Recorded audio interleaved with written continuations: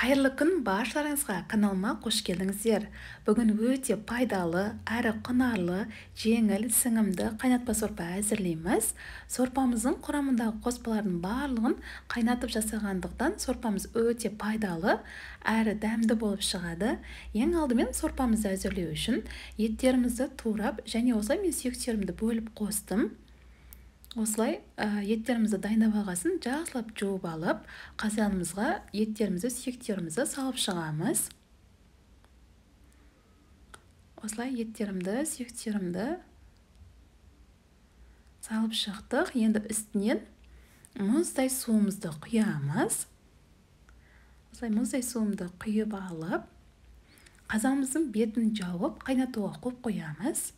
Қазанымыз осылай қайнап келе жатқанда бетін ашып, осылай көпіріктер шығады, барлығын алып тастаймыз.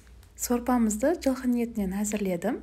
Осылай сорпамыздың бетіне шыққан көпіріктің барлығын сүзгішімізбен тап-таза болғанша сүзіп аламыз.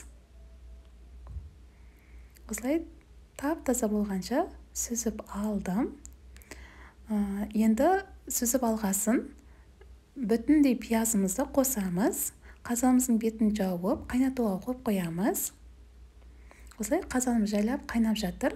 Енді сорпамызға қосатын қоспаларымызды, көкөністерімізді турап аламыз. Сәбізімізді турап аламыз. Ірі-ірі қоссаңыздар да болады, мен бірақ турап қостым.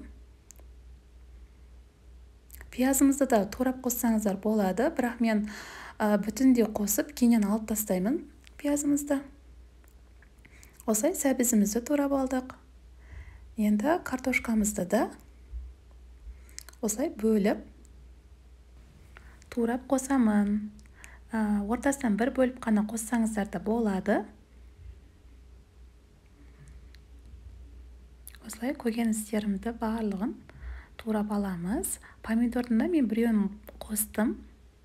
Помидорымызды да турап қосамыз. Осылай помидорларымды да турап алдым. Сорпамызға қосатын көкөністерімізді турап дайындап алдық. Картошка сәбізімізді, помидорымызды және қатырылған болгарскийімізді дайындап қойдық. Енді сорпамыз қайнап жатыр. Енді сорпамызға турап дайындап алған көкөністерімізді қосамыз. Картошкамыз бен сәбізімізді қосамыз. Және помидорымыз бен болгарскийімізді қосамыз.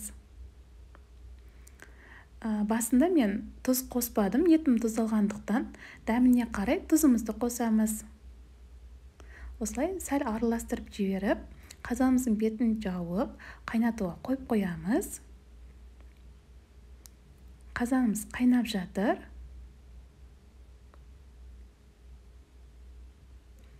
Бір жарым сағаттай қазанымыз қайнады. Енді бүтіндей пиязымызды алып тастаймыз. Осымен керемет қайнатпа сорпамыз дайын. Өте дәмді болып шығады. Әрі өте пайдалы, құнарлы сорпамыз. Осылай ыдыстарымызға құйып сорпамызды.